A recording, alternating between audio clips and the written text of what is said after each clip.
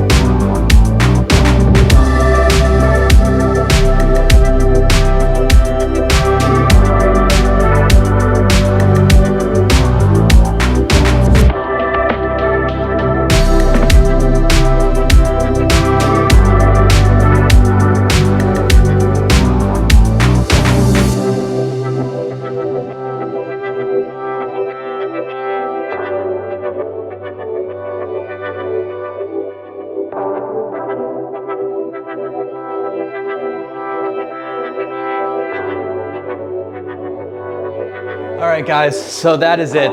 We've got the full OEM sport bumper kit on the GD3 Fit.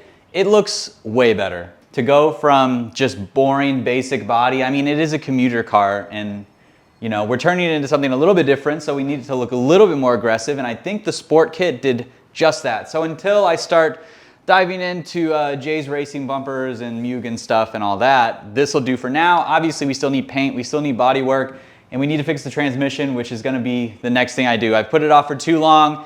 I have to do it now. I've done my little fun stuff to the car. Before I do the exhaust and the intake and all that, I was like, all right, you have to do the transmission first, and that is what's coming next. So thanks so much for watching, guys. Miata video is next. You probably noticed that it doesn't have a front bumper, and if you missed the last video, we've got a rear bumper for it, or no, wait, I think I might have just spoiled the next video.